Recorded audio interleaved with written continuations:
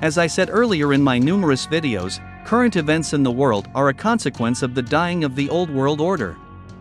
The empire of the unipolar world, created by the United States, is coming to an end. Washington is rapidly losing its hegemonic status and the remnants of its influence around the world. However, the American hawks in the White House do not want to admit defeat, and therefore, continue to resist, trying to delay the final arrival of a new world order, where the United States is destined to play the role of an ordinary regional power.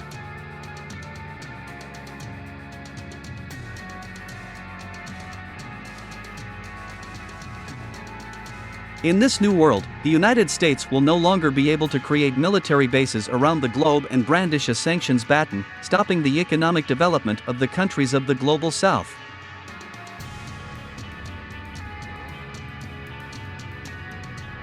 "1945 turned the United States into a real superpower. Later, the collapse of the Soviet Empire in 1991 turned the United States into a hegemon, which allowed Washington to grant itself the status of a world's policeman, interfering in the internal affairs of all countries of the world. However, as history has shown us, the life of created empires and hegemons is short. And now, after almost 80 years, it's time to say goodbye to the American empire, with its unipolar world and economic levers of pressure.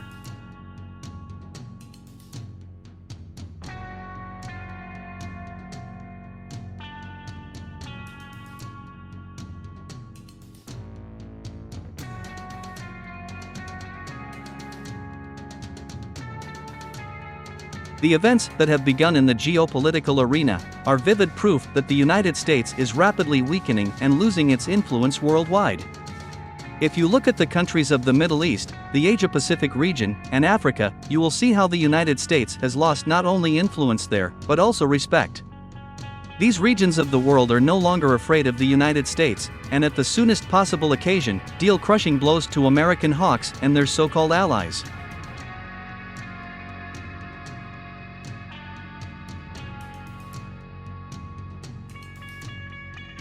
The worst situation has already happened in the Middle East. It was this region of the world that became the first, where the United States was subjected to massive military attacks.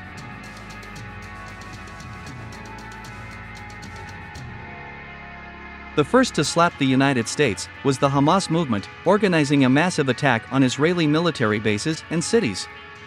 Later, militants from the Hezbollah movement and Yemen's Houthis opposed the United States. At the same time, it is worth noting that even the U.S. aircraft carrier groups that arrived in the region did not frighten anyone.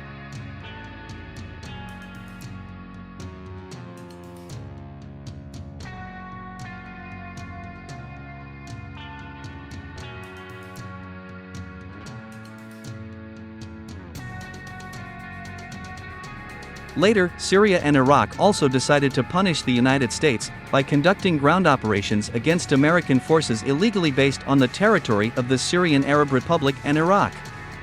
At the same time, it is worth noting that these actions were a response to the U.S. Air Force strikes on objects located on the territory of these countries. Over the past week alone, U.S. military bases illegally deployed in Syria and Iraq have been attacked 20 times.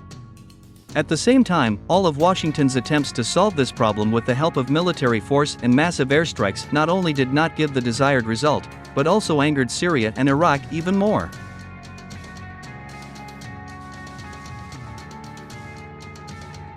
Recently, combat-ready units of the armed forces of the Syrian Arab Republic conducted a successful military operation against the bases of Kurdish and American military formations along the Euphrates River.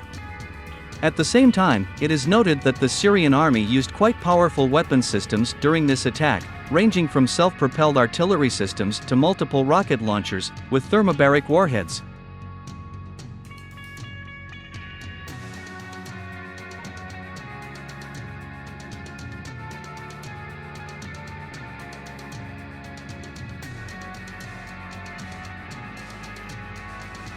According to preliminary data, the losses of the Kurdish and American military formations amounted to more than 150 people killed and wounded.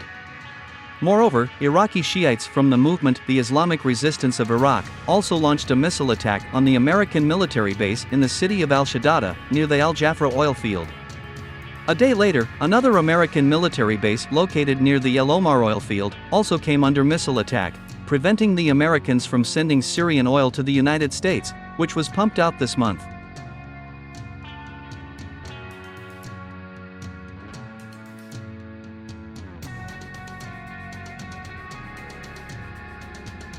At the same time, Arab media claims that the number of victims among American soldiers and officers has already exceeded the mark of 200 people killed and wounded. Despite this, the official Pentagon continues to hide from the public the real losses of the U.S. Army.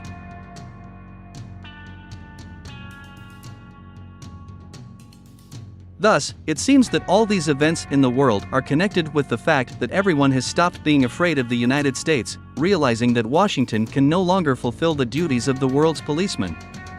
This was influenced by many factors, including the humiliating defeat of the United States in Afghanistan, leaving Iraq in a state of chaos and permanent war, and NATO's crushing defeat in Africa and Ukraine.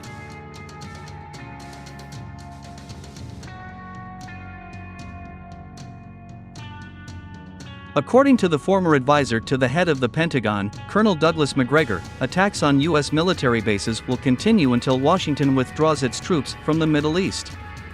Moreover, Douglas Macgregor also criticized Washington's erroneous strategy. According to him, the United States will lose in the Middle East, just as Washington lost in Ukraine.